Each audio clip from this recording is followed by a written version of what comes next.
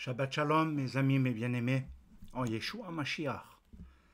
Je tiens particulièrement dans ces temps très particuliers de fêtes qui sont uniques dans le calendrier annuel à vous non seulement souhaiter un grand Shana Tova, mais un excellent Yom Kippour qui, retenez-le bien, aura lieu à jeudi à 10h30, à partir de 10h30. Et je suis profondément déçu de devoir vous annoncer que nous ne pourrons pas faire de présentiel, mais que les choses sont super bien organisées pour que nous puissions vivre un temps particulier de Yom Kippour au travers de différents intervenants et où il y aura des temps de participation. Soyez bénis, bien-aimés, de votre compréhension. Donc, je redis un peu cette annonce. Jeudi à 10h30, le 16 septembre. Pourquoi pas? Parce qu'il est tout simplement très important d'avoir ce temps de rendez-vous qui va être durant toute une journée dans le jeûne et la prière.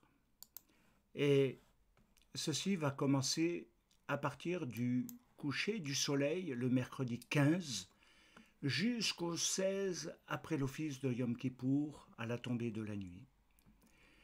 Et donc, je tiens à rappeler que ceux qui sont diabétiques, que les personnes qui ont des problèmes de santé, des pathologies, ne doivent pas obligatoirement jeûner, mais tenir compte de leur avis médical et d'être prudents, surtout dans ces temps et ces périodes si particulières.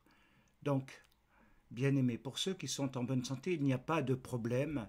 Vous pouvez, comme on le dit, jeûner et prier sans difficulté. Mais pour tous ceux qui ont ces problèmes de santé, eh bien, il est normal de pouvoir tout simplement tenir compte de tous ces éléments.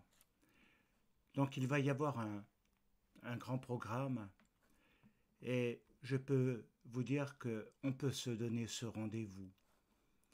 Il sera diffusé en direct sur Zoom, YouTube, et ça va être un moment intense dans sa présence. Donc préparez vos cœurs. Vous savez que tout va dépendre de ce qui se passera durant ce jour dans votre vie, votre famille, votre santé et tout ce qui concerne votre univers en fonction de la préparation sérieuse de votre âme et de votre cœur. Elle est fondamentale dans ce temps. Tout va dépendre de la préparation et pas seulement du jour même. Le jour même est ce qui commencera à sceller ce que Dieu aura vu. Donc, bien-aimés, ne ratez pour rien au monde ce temps de rendez-vous avec le Seigneur. Haneni, me voici devant toi. Et c'est tout un programme. Alors que Dieu vous bénisse et vous garde. Je tiens à manifester toute ma solidarité, mon amour dans ces temps qui ont eu lieu de Rosh Hashanah, mais également de ceux de Yom Kippour et bientôt de Sukkot. Je tiens, et je le réitère, à manifester ma solidarité envers tous ceux qui, de la Keïla, ont d'un seul coup été éprouvés dans leur vie, dans leur santé, et que ceci a eu comme une répercussion. Et je crois que c'est très important que vous sachiez que nous prions, que nous nous tenons à vos côtés, que nous sommes véritablement avec vous. Je tiens à ce que, quelque part, vous ne soyez pas dans l'isolement. et que vous sachiez qu'il y a quelque part quelqu'un de la Keila et le Rav qui pense à vous, qui prie pour vous. Et ceci nous démontre à quel point, parfois, de manière imprévue, nous pouvons être frappés ou éprouvés ou être dans des difficultés et de manière très inattendue. Alors, bien-aimés, veillez sur votre santé, veillez sur la santé de votre âme également, et que l'Éternel puisse totalement vous rétablir en toutes choses.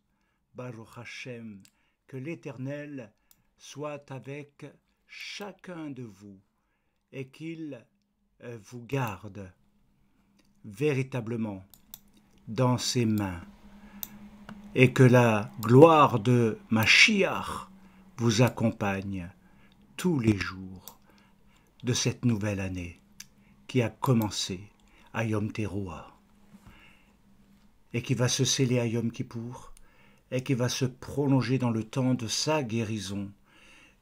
Et c'est ce que je nous souhaite, une année de guérison de la part du Seigneur, une année de chesed, une année de grâce venant de l'Éternel.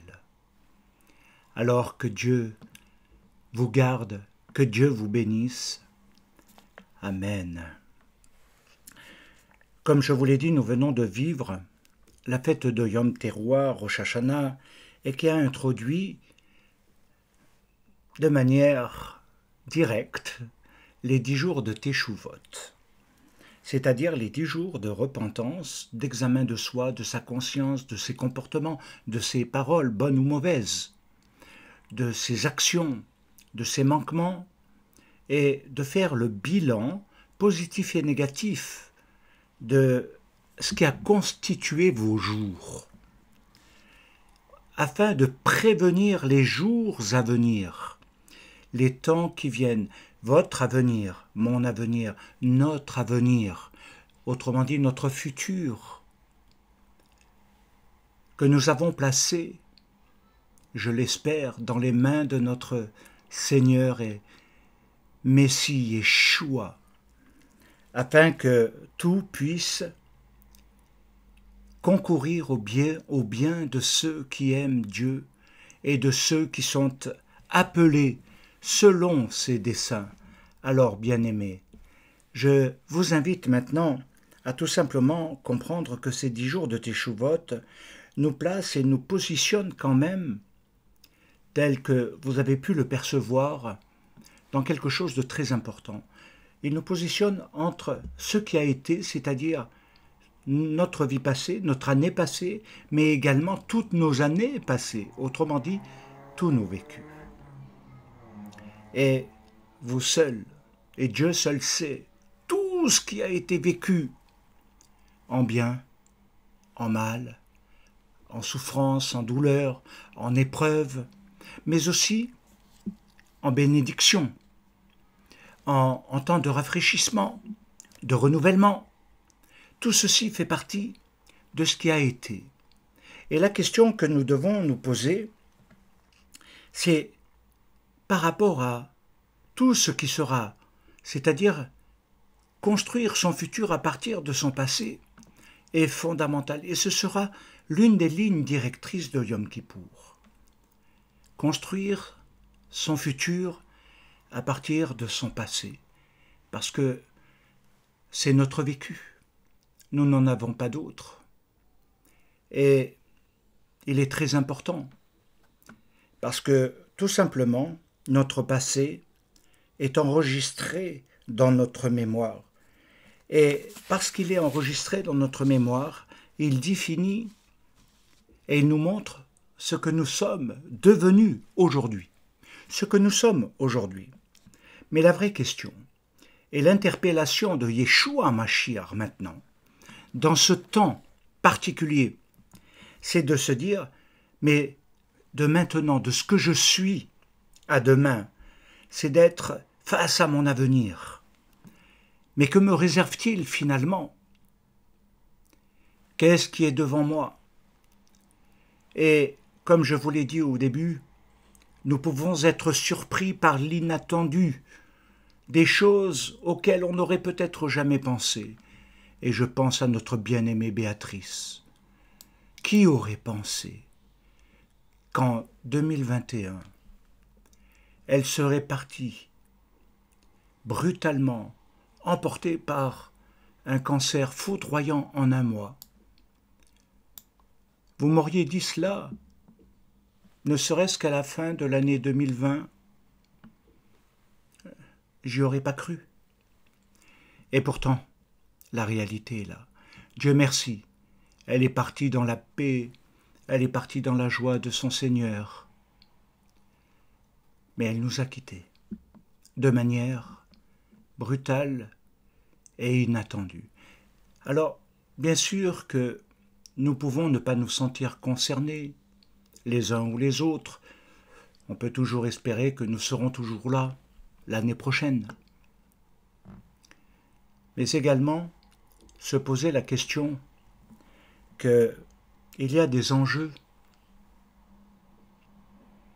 très importants, des défis à relever, qui sont fondamentaux et importants pour notre avenir. L'avenir de la Kéla, la vôtre, la mienne.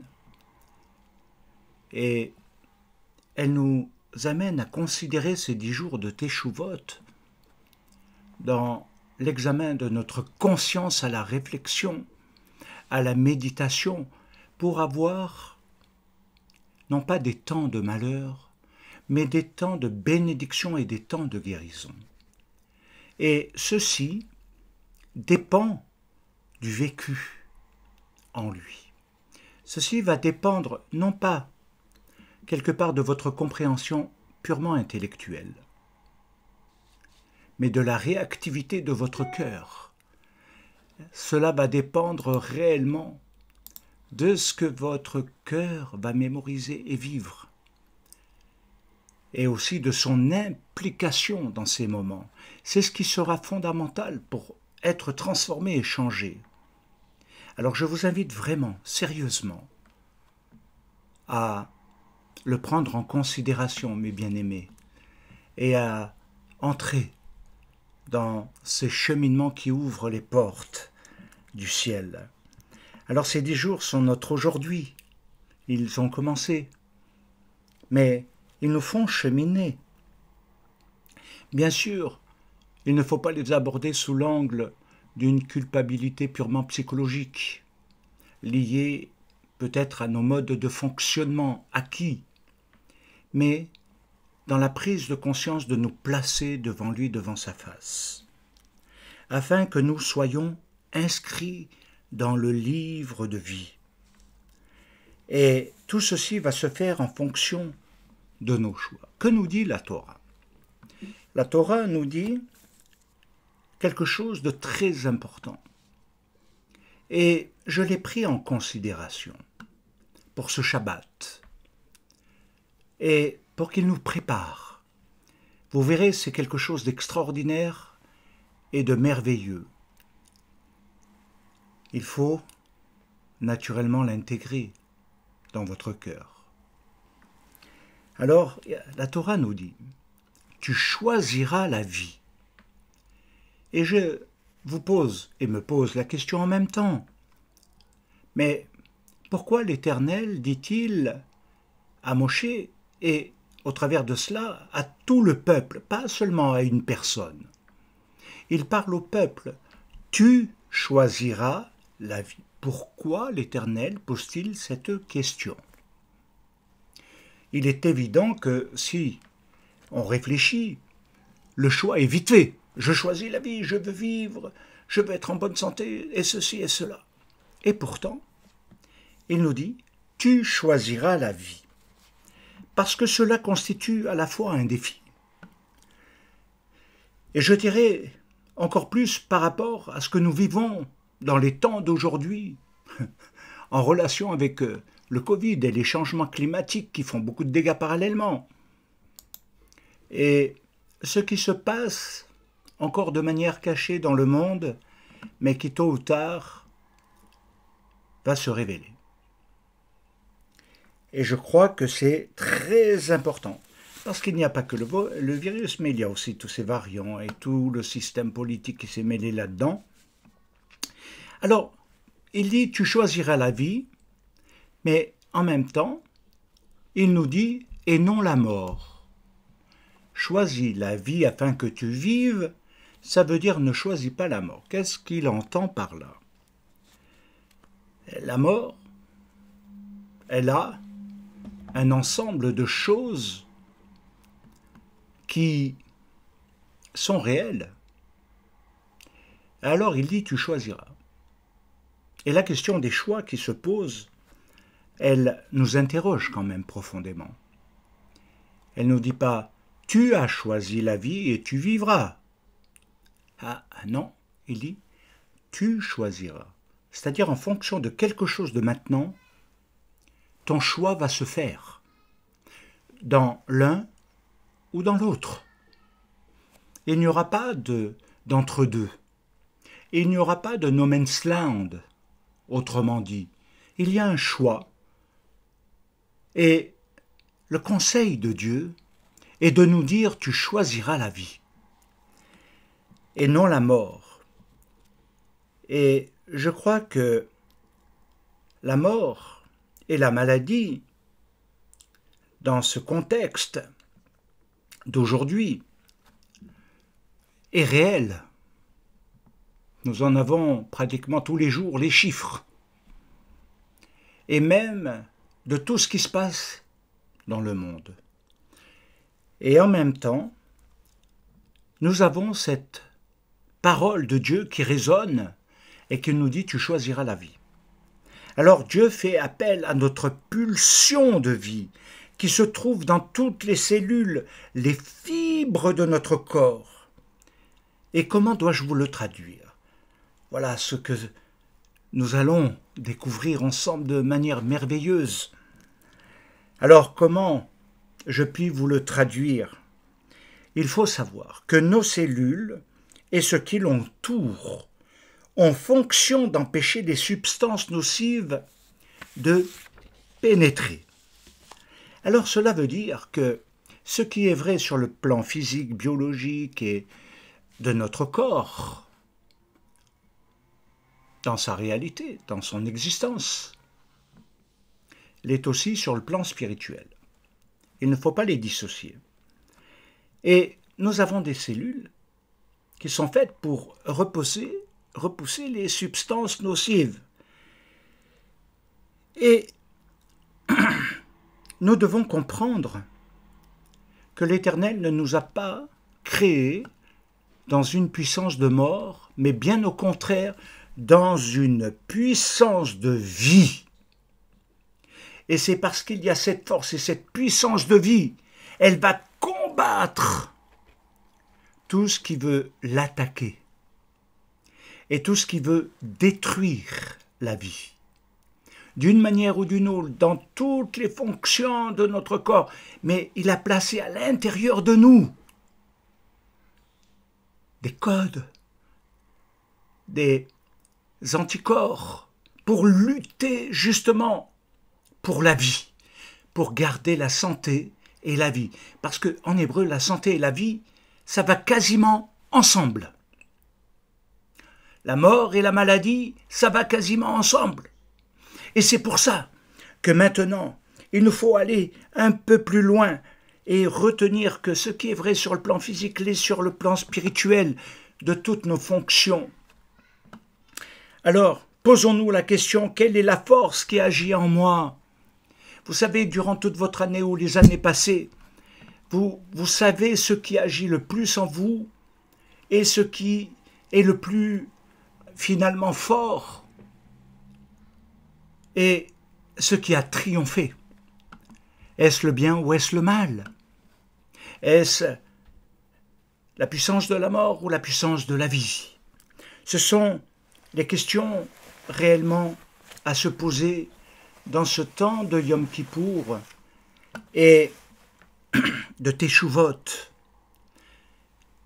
C'est là, bien-aimés, maintenant, que nous devons nous poser vraiment, intérieurement, avec sérieux, pas par habitude,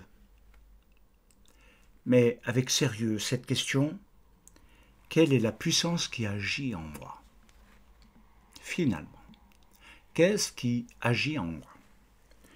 Alors, il nous est dit quelque chose de très intéressant, et nous allons le lire. Il se trouve dans Colossiens, au chapitre 1, Colossiens et le chapitre 1 et le verset 29, c'est pratiquement le dernier verset. Alors, à partir du verset 28, pour que ce soit peut-être plus cohérent. C'est lui que nous annonçons, exhortant tout homme et instruisant tout homme en toute sagesse, afin de présenter à Dieu tout homme devenu parfait dans le Messie. C'est à quoi je travaille en combattant avec sa force qui agit puissamment en moi.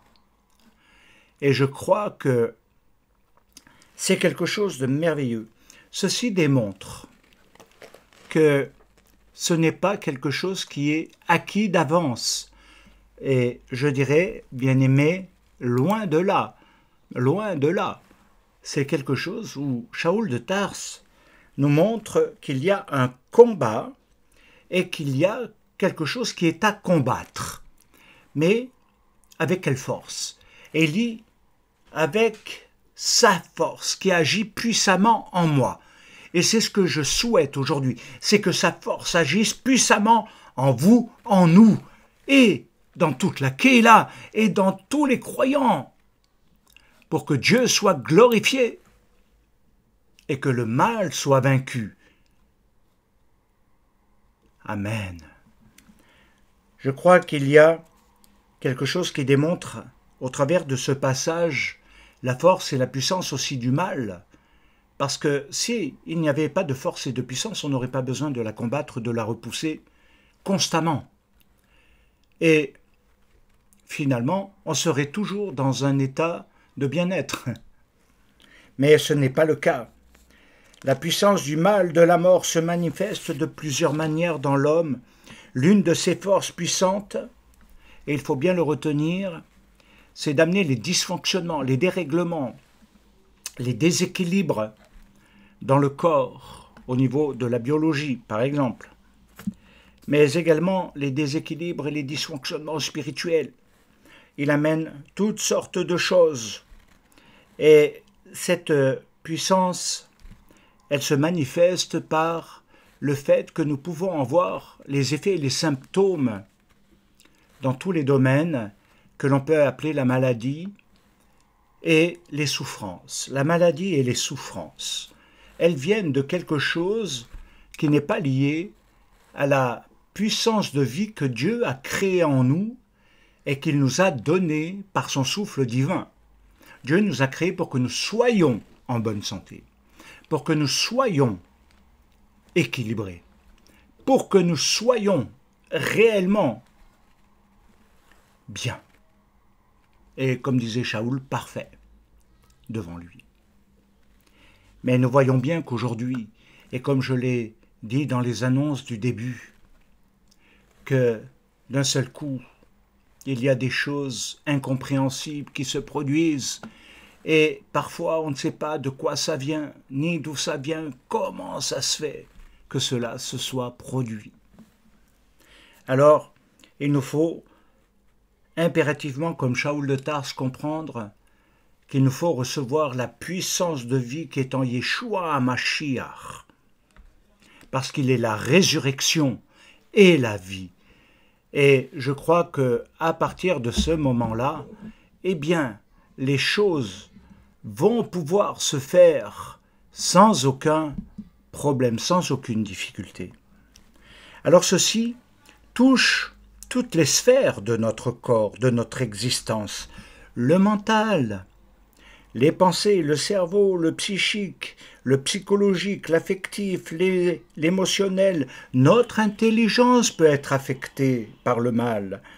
et également tout ce qui va être lié à la dimension du physique, du corps. Alors, on peut dire qu'il y a des agents destructeurs du corps, les virus, le cancer et toutes sortes de maladies qui ont un but, tuer, détruire, affaiblir. Alors, la question se pose. Nous savons que, avec toutes les études qui ont été faites, quelque chose apparaît de manière relativement claire, et je dirais même de manière très limpide. C'est que même le cancer, par exemple, qui est une maladie terrible, qui n'a pas vraiment trouvé de remède. Oh, il y a des choses, bien entendu. On peut guérir beaucoup mieux aujourd'hui du cancer qu'hier. Mais il nous faut savoir que souvent c'est lié à tout notre vécu. Et qu'il est en rapport avec notre histoire. Donc ça donne à réfléchir. Je ne veux pas le développer tout de suite, mais ça donne à réfléchir. Alors il nous est dit, tu choisiras la vie. Et ceci veut dire maladie ou santé aussi. Tu choisiras.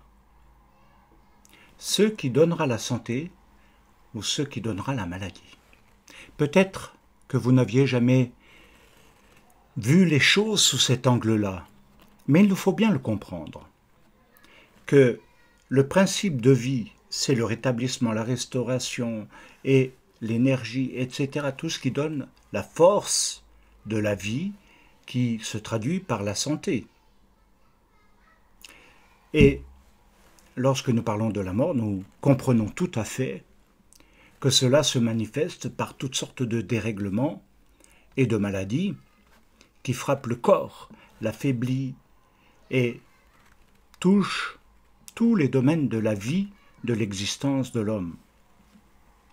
Alors l'un des plus grands secrets, enseignements de la Torah, bien-aimés, est dans le Passouk, c'est-à-dire le passage de Shemot, qui nous dit ceci. Si tu écoutes bien la voix de l'Éternel ton Dieu, tu feras 1. Ce qui est bien, et 2. Tu prêteras l'oreille à ses préceptes. 3. Tu garderas toutes les lois, mais aussi toutes les plaies dont j'ai frappé l'Égypte. Et 5e, il dit, je ne les mettrai pas sur toi. Je ne les mettrai pas sur toi, car je suis l'Éternel, ton médecin. Adonai Rophéa, ou Adonai Rapha, l'Éternel qui guérit. Quelle gloire! N'est-ce pas puissant? Et il nous dit bien que, voilà, pour que Dieu soit notre médecin, le Dieu de notre guérison, le Dieu de vie, eh bien, il y a ces étapes préalables que je viens de mentionner. Gravez ce passouk dans votre cœur. Gravez-le, car de lui dépendent beaucoup de choses. Et c'est ce que nous allons maintenant voir, étudier en profondeur. Le principe clé de ce passage est l'Éternel, notre médecin, parce que c'est le médecin qui diagnostique où est le mal et qu'en fonction, il va donner le remède, mais pas des tests de vaccins ou autres.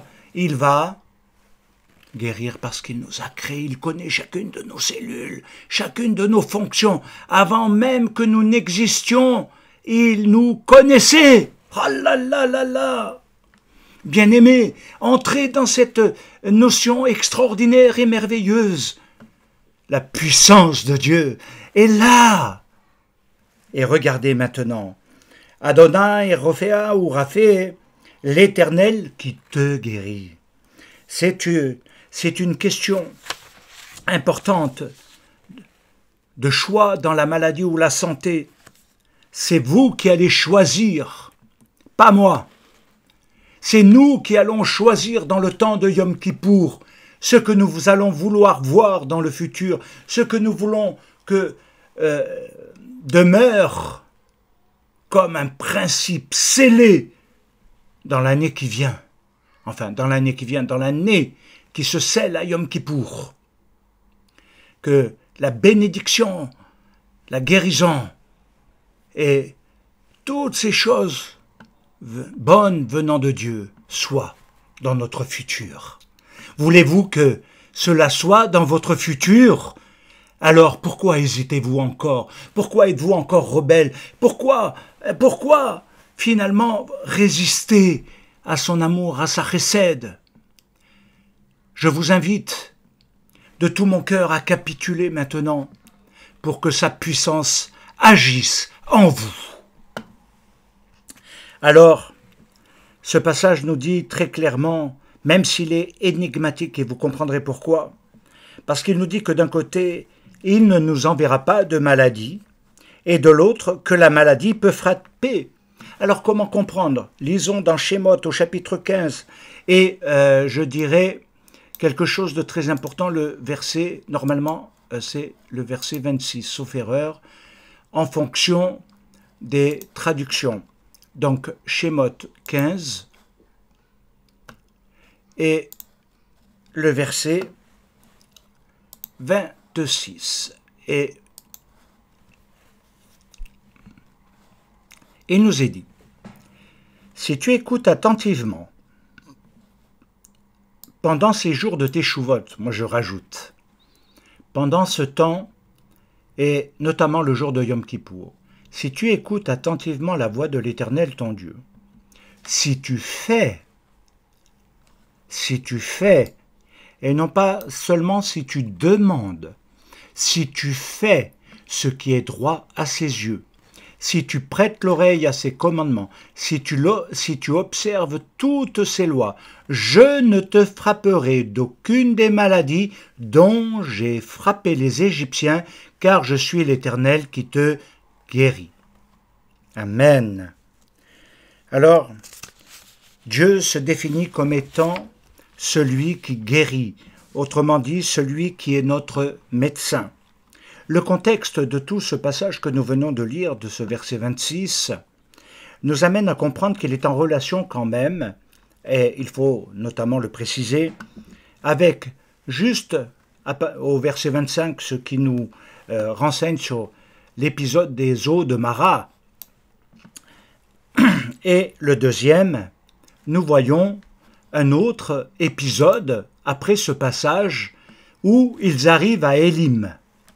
Et nous voyons qu'il y a juste ce verset 26 qui est transitoire. On aurait pu dire, mais bon, Moshe a jeté le bois dans l'eau, les autres sont devenues douces, c'est bon, et on repart comme si de rien n'était, et on arrive à Élim, et puis voilà, etc. Non, non, non, non. Pour arriver à Élim, il dit, pour être débarrassé de cette amertume, pour être débarrassé de cette mort qui est à l'intérieur de soi, qui a été bu, absorbé, eh bien, il nous faut réaliser que maintenant l'Éternel guérit. Et arriver à Élim, c'est ce qui nous démontre que c'est le temps de panser les plaies et de guérir de toutes nos douleurs et de toutes nos souffrances. Alors ceci nous amène à comprendre que la mort, elle est dans les eaux de Mara, qui sont toujours dans les racines de l'amertume. Vous savez, une vie amère ne peut pas produire des bonnes choses. Il est inutile de vouloir le justifier ou de l'expliquer autrement et d'essayer d'y échapper. Les eaux de Mara, c'est l'amertume. L'amertume a comme racine essentielle la déception, bien que pas que ça, mais elle conduit à d'autres choses qui donnent malheureusement un engrenage de dysfonctionnement et qui empire l'état de douleur intérieure, morale, mentale, affective, psychologique, spirituelle. Dans le deuxième, ce que nous voyons, c'est l'âme guérie l'âme guérie, qui arrive à Élim. Et je crois que ça donne un éclairage particulier. Et ce verset 26 de ce chapitre 15 nous amène à comprendre également ce qui est dit dans le livre de Dvarim, le livre de Deutéronome, au chapitre 32 et le verset 39. Alors, Dvarim 32, verset 29. Et vous allez voir combien il y a de cohérence. À partir du verset 28. C'est une nation qui a perdu le bon sens. Et il n'y a point en eux d'intelligence. S'ils étaient sages, voici ce qu'ils comprendraient, et ils penseraient à ce qui leur arrivera. Comment un seul en poursuivrait-il 1000, et deux en mettrait-il 10 000 en fuite, si leur rocher ne les avait vendus, si l'Éternel ne les avait livrés. Alors, c'est un passage plus qu'étrange, mais en même temps très explicite. Et il nous est dit par ailleurs que, au travers de cela, nous devons savoir que c'est l'Éternel qui est Dieu. Et Dieu le dit, sachez donc que c'est moi qui suis Dieu, et qu'il n'y en a point d'autre. Il n'y en a point d'autre. Je fais vivre et je fais mourir. Je blesse et je guéris. Ou délivre. Et personne ne délivre de ma main. C'est-à-dire dans le terme délivrer qui est lié à Yeshua, il signifie également sauver. Alors ce que le texte signifie, c'est que quand le mal frappe, il y a une raison, et toujours, comme je l'ai dit, à un moment donné, une cause.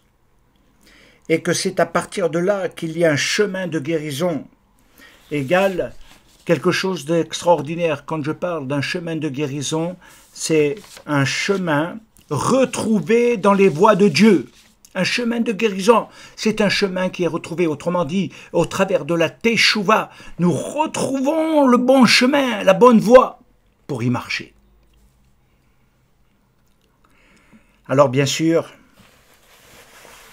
beaucoup se posent des questions de l'existence, et Dieu sait si j'en ai entendu dans ma vie, et des pourquoi, et qu'est-ce que j'ai fait, etc. Repensez au passage de Devarim là, que nous avons lu. Alors bien sûr qu'on pourrait développer les maladies dans la Bible et ce qui est lié aux bénédictions et aux malédictions. Mais le temps est court là maintenant, mais on l'abordera certainement le jour de Yom Kippour. Alors, comprendre qu'il y a ce qui frappe le corps, mais aussi ce qui frappe l'âme, et qui est davantage dans la compréhension spirituelle des choses. Par ailleurs, il y a des maladies de l'âme qui sont des conséquences réelles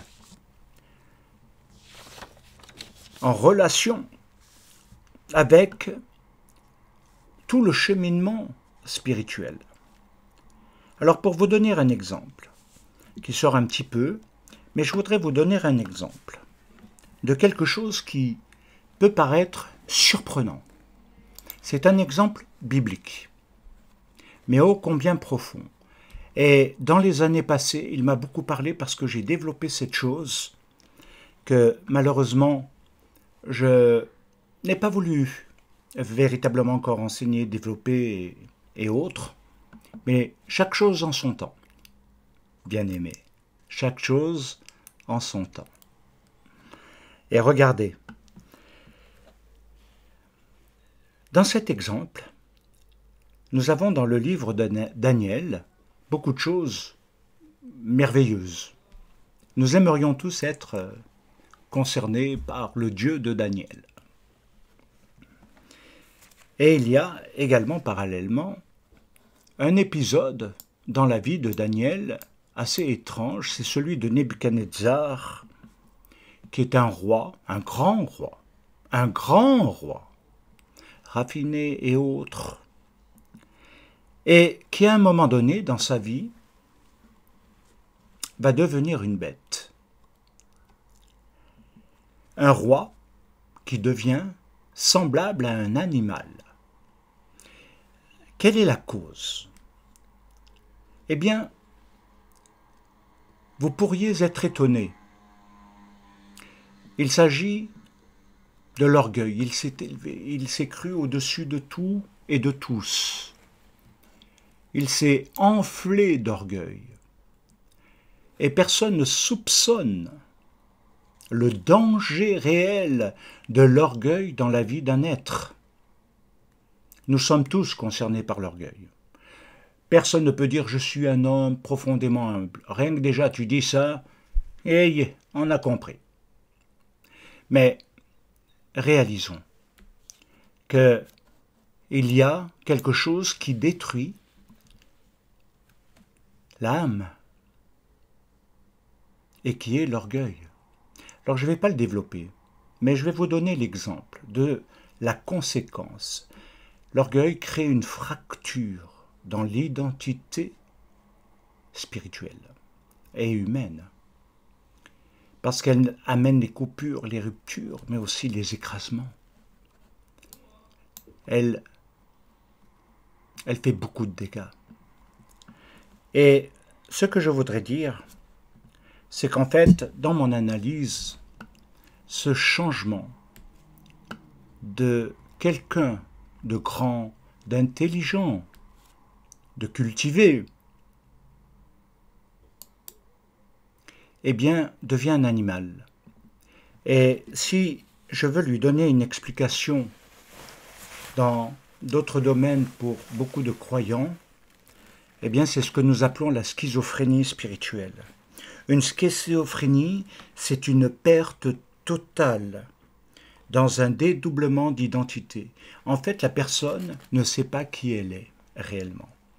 Et toute sa vie, elle va chercher à savoir qui je suis réellement.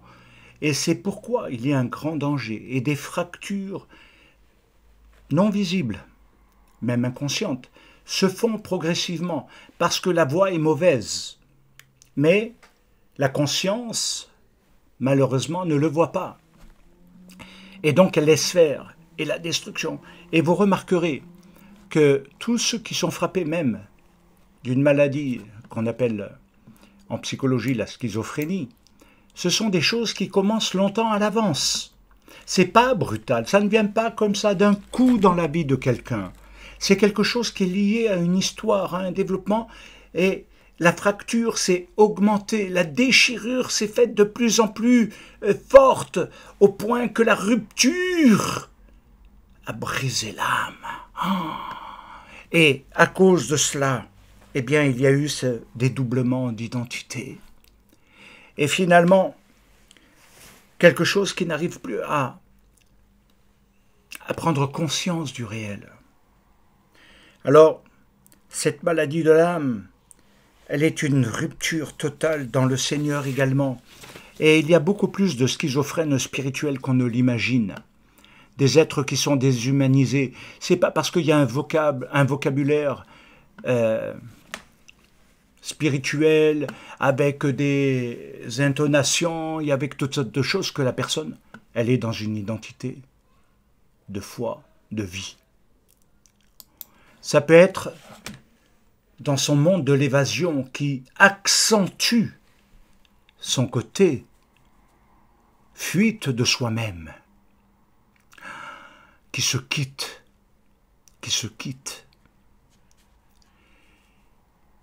et qui crée sa fracture.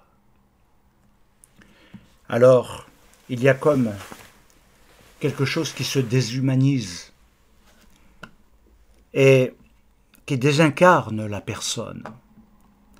Elle sépare son identité au point même que parfois ils en deviennent profondément et dangereusement mystiques. Ils ont coupé avec le monde réel et ils vivent dans des trucs.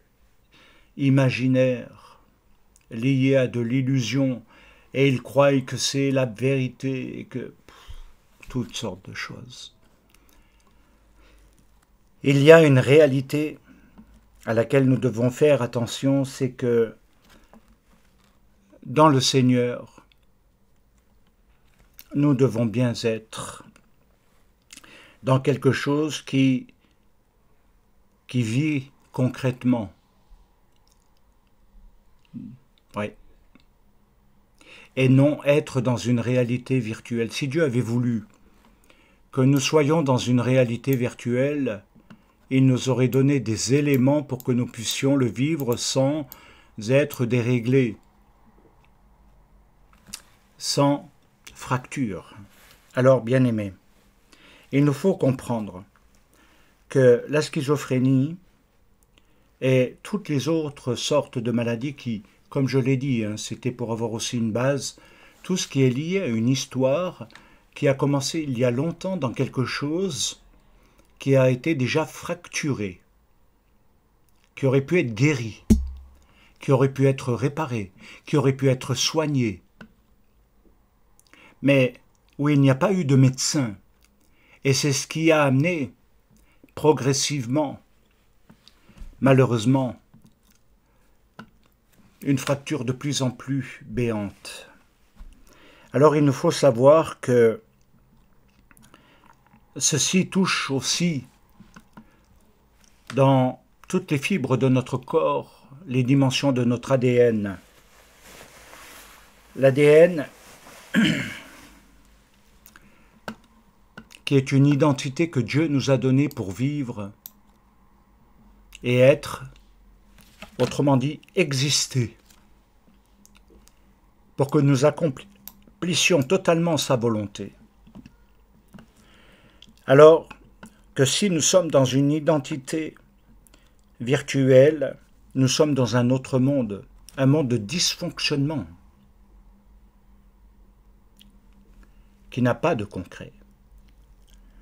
Et ceci doit nous amener maintenant à nous interroger sur le fait que, quel que soit, ça peut être la schizophrénie, mais vous savez, il y a plein d'autres troubles.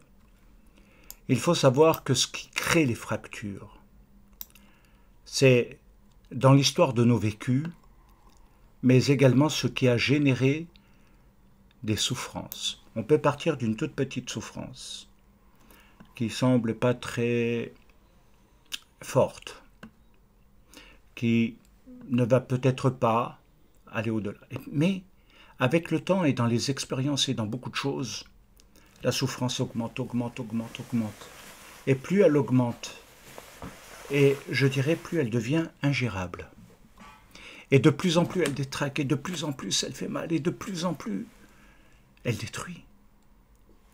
Alors, bien-aimés, il y a toutefois une différence entre les maladies psychologiques et, sans vouloir entrer dans les domaines, mais ce seront des moments que nous aurons certainement après tous les temps des fêtes, des moments de partage sur ces sujets, sur la maladie, la guérison bien entendu, mais aussi de bien comprendre qu'il y a une différence entre des problèmes purement psychologiques et les problèmes qui relèvent de la psychiatrie.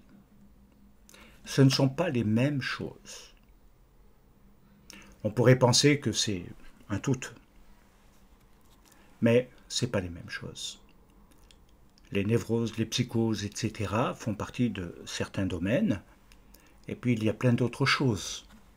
Mais je veux fermer maintenant la parenthèse et revenir à notre étude, qui nous amène dans quelque chose d'encore plus fort, plus merveilleux, je dirais à la limite plus parlant sur certains domaines. Alors il nous est dit dans le livre de Shemot au chapitre 9, ceci, à partir du verset 10, pardon. Il nous est dit qu'ils prirent, ou alors on va lire à partir du verset 9, je crois que c'est plus explicite, « Elle deviendra une poussière qui couvrira tout le pays d'Égypte, c'est une plaie, et elle produira dans tout le pays d'Égypte sur les hommes et sur les animaux des ulcères formés par une éruption de pustules. Ils prirent de la cendre de fournaise, se présentèrent devant Pharaon, et Moshe la jeta vers le ciel, et elle produisit sur les hommes et sur les animaux des ulcères formés par une éruption de pustules.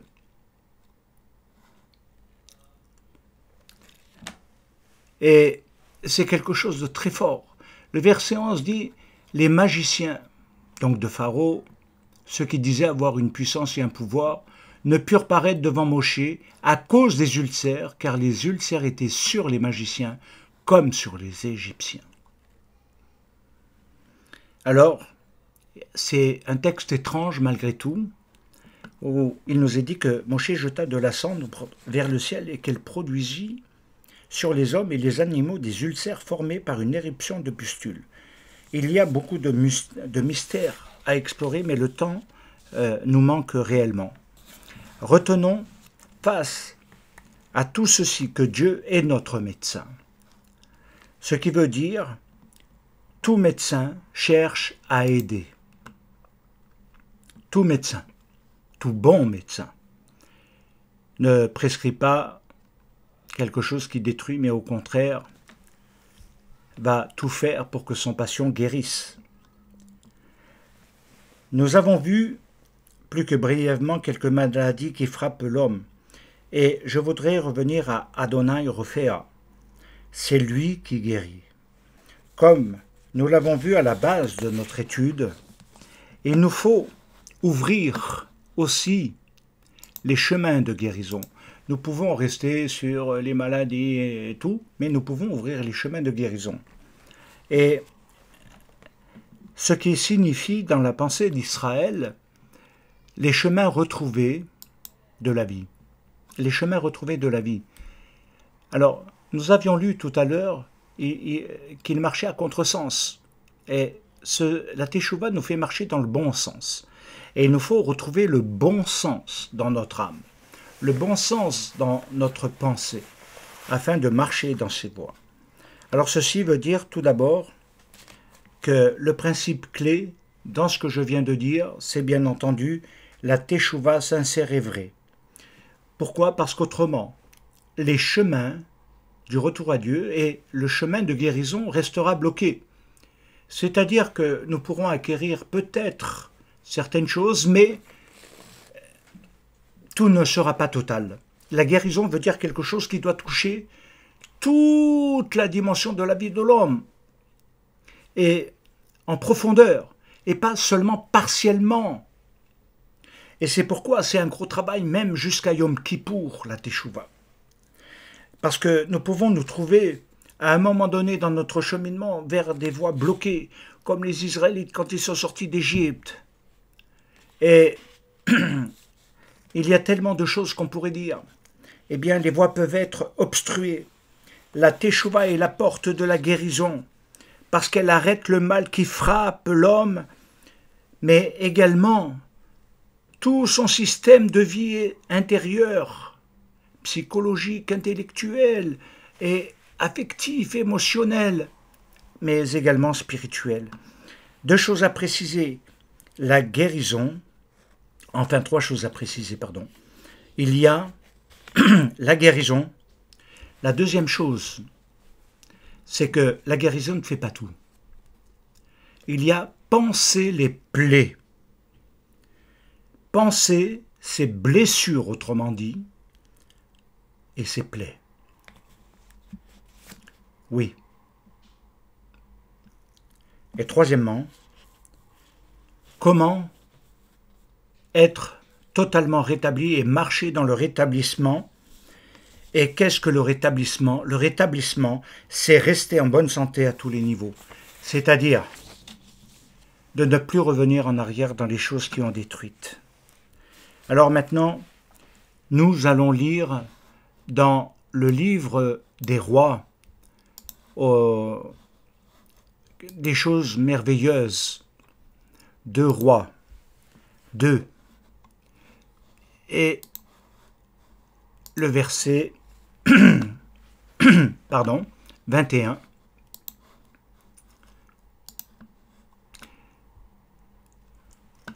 Où il est dit: il alla vers la source des eaux. Il y jeta du sel et dit: ainsi parle l'Éternel, j'assainis ces eaux, et il n'en proviendra plus ni mort, ni stérilité. Et les eaux furent assainies jusqu'à ce jour, selon la parole qu'Élisée avait prononcée. Quel extraordinaire passage. Il alla. Et c'est la démarche qu'il faut faire, c'est ça la teshuva, c'est aller en direction de, non de la mort, de la maladie, des malédictions et du mal, mais d'aller vers le chemin de la vie, vers le chemin de la santé, vers le chemin de la guérison, vers le chemin qui rétablit l'être dans toutes ses fonctions. Et je dirais que Yeshua Mashiach nous donne un grand exemple, même par rapport à cela, avec les eaux de Siloé, c'est vrai, de Shiloar. Mais nous pourrions prendre également celui qu'on appelle le démonisé de Gadara. Il vivait dans les cimetières, dans le rapport avec la mort constamment. Il était dans la violence contre lui-même. Et aujourd'hui, les jeunes qui font la scarification, les jeunes qui se tuent par l'alcool, par les drogues, les jeunes qui sont dans des violences inouïes de plus en plus importantes, etc., parce qu'il n'y a plus de vie en eux. Eh bien, il nous faut savoir qu'au moment où Yeshua va agir envers cet homme en le délivrant, c'est-à-dire en le guérissant, comme on l'a vu, eh bien, il va être assis, vêtu, dans son bon sens. Et tout ce qui était lié à tous les niveaux de l'impureté, tous les niveaux de la violence contre soi-même, la colère aussi, et la violence envers les autres, la violence physique, la violence verbale, et toutes les formes de violence que vous voulez, eh bien, cet homme en a été guéri, délivré. Il était, et regardez bien, assis dans le calme. Il n'était plus dans le tourment, l'agitation et tout ce que l'on pourrait dire aujourd'hui. Vêtu dans son bon sens. Voilà ce que Yeshua Mashiach nous dit.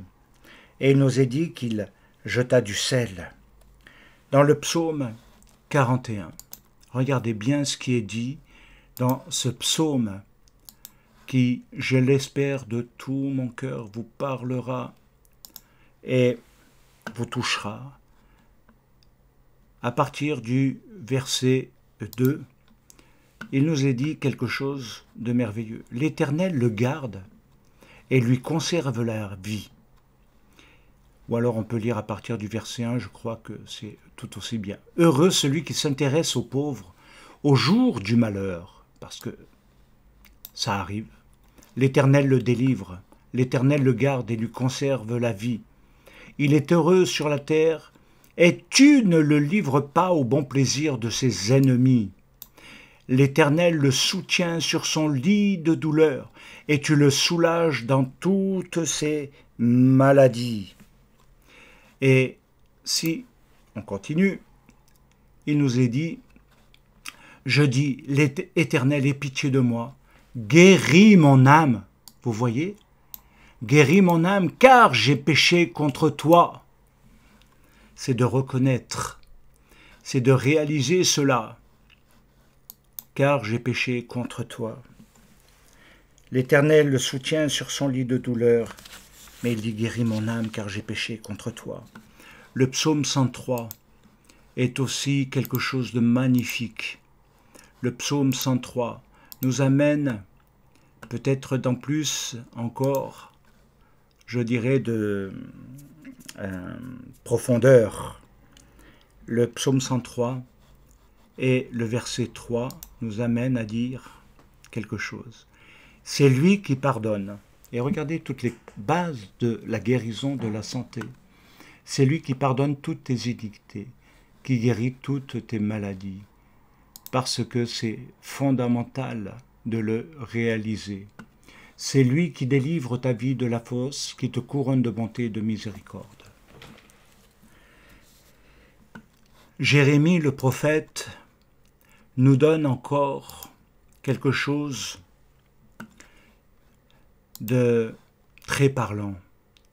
Au chapitre 30, il nous dit, à partir du verset 7,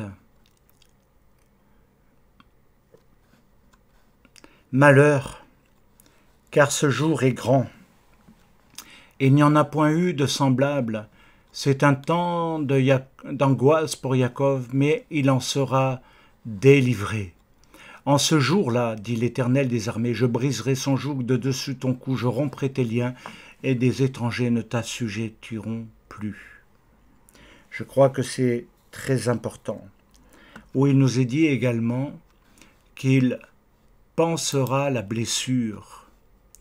Et si nous voulons voir, eh bien, c'est là que nous devons nous donner rendez-vous.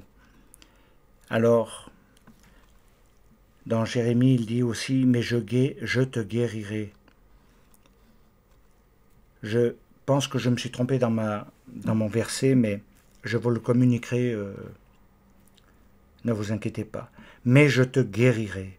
Je panserai tes plaies, dit l'Éternel, car il t'appelle la délaissée, la repoussée, etc. » Et ce que je voudrais dire, juste pour appuyer à ce niveau-là, je te guérirai. Je te guérirai et je panserai tes blessures. Et nous voyons bien les deux actions qui sont conjointes. Et il nous amène à réaliser également les noms que nous pouvons porter dans la mémoire de notre âme que nous avons créée par le mal. Et je dirais que l'un des fléaux de ce monde, de cet univers aujourd'hui, c'est d'être frappé par ce terme rejet. Le rejet, le rejet, le rejet, ne pas s'aimer soi-même, ne pas aimer les autres, ne pas pouvoir aimer, ne pas pouvoir s'aimer soi-même, etc. Mais il dit, je te guérirai et je panserai tes plaies, dit l'Éternel. Le rejet est toujours lié à un déficit d'amour, de quelque chose qui a manqué, qui n'a pas pu être comblé, qui ne pourra peut-être jamais l'être en fonction du temps qui a passé. Mais il est certain qu'on peut en guérir, et l'Éternel veut poser sa main, parce qu'il guérit de la mort, de la stérilité, et ce qui est la cause de tous les troubles et du mal qui sont liés au péché. Il ne faut pas le négliger, il ne faut pas dire seulement c'est la faute des parents, c'est l'éducation. Non, il faut aussi admettre que c'est le péché. Et que c'est le péché qui est la maladie la plus importante de l'âme et que la plus grande guérison spirituelle que nous puissions vivre, c'est le salut en Yeshua qui, finalement, nous pardonne de tous nos péchés. Alors, la guérison de toutes tes maladies, Adonai Ropheo. L'Éternel panse les plaies, c'est-à-dire ce qui a été infecté, ce qui n'est pas encore totalement rétabli, qui est encore douloureux, mais qui n'a plus le pouvoir de la mort et du développement de l'infliction. Alors, il y a aussi ce qui a infecté l'âme, les maladies infectieuses de l'âme. Il guérit, et je vous le dis, bien-aimé, il guérit du rejet. Mais il faut accepter son amour. Il faut accepter son amour. Pour s'aimer, pour aimer, et pour donner de l'amour. Essayez de comprendre cela, approfondissez dans votre parcours cette semaine. Il guérit ceux qui ont le cœur brisé, et il panse les blessures. Dans Jérémie, chapitre 33, il nous est dit au verset 6, « Voici, je lui donnerai la guérison et la santé, je les guérirai, et je leur ouvrirai une source abondante de paix et de fidélité. Je ramènerai les captifs de Yehuda et les captifs d'Israël, et je les rétablirai comme autrefois. » Dans Osée 6.1, il nous dit que la clé de la guérison est ceci. « Venez, retournons à l'Éternel, car il a déchiré, mais il nous guérira. Il a frappé, mais il bandera nos plaies ou pansera nos plaies. Nous allons, bien entendu, devoir progressivement conclure, mais après Yom Kippour, nous verrons comment mettre en place certaines choses concernant tous ces domaines. Je veux simplement conclure sur la puissance de la délivrance et de la guérison de Yeshua, qui se traduit par cette question. Quand il a eu affaire à cet homme qu'il a guéri et qu'il a dit d'aller se présenter vers les autres, pour constater cette guérison, eh bien il y a eu quelque chose où on remettait en cause cette guérison, parce qu'on lui attribuait peut-être d'autres origines. Et il disait, mais est-ce que c'est lui qui est pardonné ou est-ce que c'est ses pères, etc. Et cet homme guéri répond, je ne sais si c'est moi ou mes pères qui sont la cause, mais ce que je sais, c'est que aujourd'hui, maintenant, je vois. Autrefois, autrement dit, je ne voyais pas. Quelle que soit la cause, mais aujourd'hui, je vois. Et il affirme qu'il était aveugle et que maintenant il ne l'est plus. La maladie et le péché et le péché des pères. C'est aussi tout un enseignement dans la conséquence. Mais voici ce que il est enseigné, l'importance de faire teshuva face à cela, pour faire annuler les fautes des pères, leur force, leur puissance de destruction, mais également comme un virus, comme un variant, sa puissance et sa force de développement, et qui ne s'arrête jamais jusqu'à ce que Adonai Rophéa apparaisse, au travers de Yeshua HaMashiach qui a tout accompli à Golgotha, afin de nous délivrer. Et il nous fait à ce moment-là découvrir les merveilles, qui vont passer aussi par des itinéraires, dans les chemins de rétablissement, de guérison, qui seront également l'intégration du pardon. Pas seulement Seigneur, merci, tu m'as pardonné, mais également les chemins de pardon intérieur, psychologique, émotionnel, intellectuel et spirituel. Et ceci donnera réellement le rétablissement. C'est un long parcours, il ne faut pas croire. Mais à partir du moment où on s'y engage, le résultat final sera là. Ce qui guérit les plaies, nous rétablit dans nos fonctions, c'est le pardon de Dieu en Yeshua HaMashiach. Mais également, je pense que c'est notre comportement et notre attitude. Alors, bien-aimés, ce que je peux vous dire, tout simplement, avec amour, marchez-y. Choisis la vie et non la mort. Choisis la santé et non ce qui rend malade, ce qui détruit l'âme. Bien-aimés, en ce temps, ce jour, je vous dis Shabbat Shalom et rendez-vous jeudi à Yom Kippour pour un itinéraire merveilleux dans le Mashiach.